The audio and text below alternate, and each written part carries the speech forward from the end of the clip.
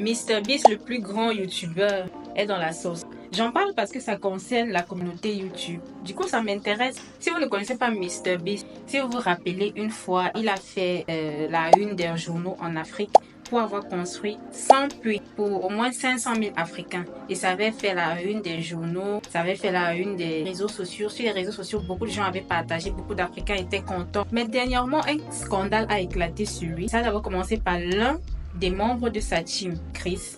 Et le scandale, c'était quoi? Chris faisait des propositions bizarres aux mineurs, c'est-à-dire il envoyait des photos pas trop catholiques aux mineurs. Et le scandale a éclaté. Et les gens ont profité de ce scandale sur Chris pour étaler sur la place publique MrBeast. Donc MrBeast que tout le monde adule, MrBeast que tout le monde adore, est dans la sauce. MrBeast, c'est une fraude. En fait, tout ce qu'il montre sur les réseaux sociaux, c'est de la fraude, c'est fake. Toutes ces vidéos sont fabriquées.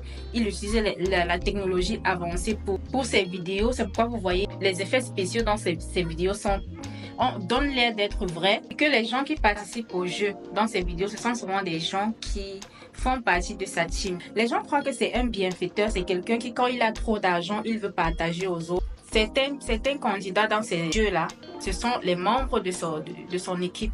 En fait, il y a un YouTuber qui a tout étalé, la vérité, qui a exposé MrBeast sur la place publique. Vous pouvez aller regarder. C'est vraiment dommage. Et on dit aussi que MrBeast se sert de la naïveté des mineurs, des enfants là, pour profiter d'eux, pour les ruiner en fait. Il demande à ses fans d'acheter les t-shirts, que si tu achètes un t-shirt, tu vas gagner telle somme d'argent. Donc, il les encourage à faire des jeux, à jouer aux jeux de hasard. Il a des loteries, il a créé des loteries illégales. Son chocolat qu'il vend là, MrBeast là, c'est un chocolat pas sain du tout. Il prône un style de vie sain. Il dit que son chocolat est sain. C'est que tout le monde peut manger, ça ne donne pas le diabète. Pourtant, son chocolat est tellement calorique. C'est assez calorique, même pour les diabétiques. C'est tellement calorique. Et en fait, le problème avec lui, c'est qu'il ment beaucoup. Quand on l'invite sur les plateaux de télévision, quand on l'invite par exemple faire des interviews, il va dire que non, tout ce qu'il fait, c'est vrai. Ses vidéos ne sont pas de la tricherie. C'est ça en fait le problème. Pourquoi il ment? Il fallait qu'il dise la vérité tout simplement. Je pense que s'il avait dit la vérité, ça serait passé en fait. C'est dommage vraiment parce que les gens, les enfants qui le regardent, les jeunes qui ont envie d'être comme lui, tous les youtubeurs ont envie d'être comme MrBeast, atteindre son nombre d'abonnés. Pourtant, j'ai l'impression que ce sont des abonnés achetés un peu. Vous voyez, il a un peu acheté les abonnés avec cette image qu'il donne là de lui, cette image de un bienfaiteur que quand il a beaucoup d'argent, il veut partager aux autres. L'image de quelqu'un qui fait du bien à tout le monde. Pourtant, tout ça, c'est faux. C'est de la mise en scène. Ce sont des acteurs qui ont été payés pour faire croire que voilà, il fait du bien, il est en train de faire du bien et consomme. Non, c'est vraiment dommage. C'est triste en fait. Moi, j'ai même jamais regardé ces vidéos. Pour dire vrai, je ne regarde pas. Quand je vois ces vidéos, je ne clique pas parce que j'ai toujours l'impression que ces vidéos, c'est pour les enfants. Pour moi, ces vidéos, c'est pour les enfants, les adolescents là. C'est trop Tintin, déjà trop divertissement et tout ça. Si je regarde, ça va pas m'apporter grand chose. Donc, je n'ai jamais vraiment regardé ces vidéos. Je connais juste son nom parce que c'est le premier plus grand youtubeur et c'est pour ça que je connais son nom. Et pour aussi la une qu'il a fait dans les journaux pour avoir construit les puits en Afrique.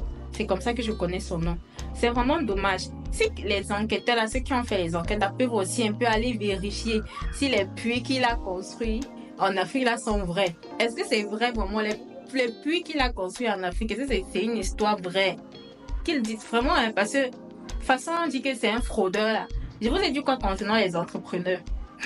Pas tous, mais je vous ai dit quoi concernant les entrepreneurs? Que ce sont des fraudeurs. Ce sont des gens qui quand ils veulent atteindre leurs objectifs là, ils sont prêts à tout, à frauder, à voler, à se servir de la naïveté des gens et tout, qu'on sort. Voilà l'histoire de MrBeast. Je ne sais pas s'il va pouvoir se relever avec tout ce scandale-là. J'ai l'impression qu'il risque de perdre tous ses abonnés qu'il a gagnés là. Même s'il perd, je pense qu'il le méritait parce qu'on ne fraude pas comme ça. On ne vient pas vendre le rêve aux gens. Et on espère qu'on va... Tout ce que tu fais dans l'ombre va finir par sortir un jour. Tout ce que tu fais dans l'ombre va finir par se savoir. Donc dommage pour lui. Mais voilà, s'il le mérite, il le mérite quoi. Il n'aurait pas dû... C'est ça le scandale. Je pense que vous êtes peut-être tombé sur plein de vidéos le concernant là.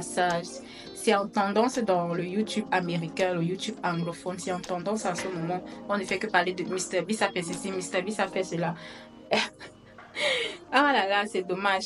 Ah, bon, c'était tout pour le petit conversation sur MrBeast en ce moment. Bon, vous vous portez bien. On se retrouve très prochainement pour une nouvelle vidéo. Bye.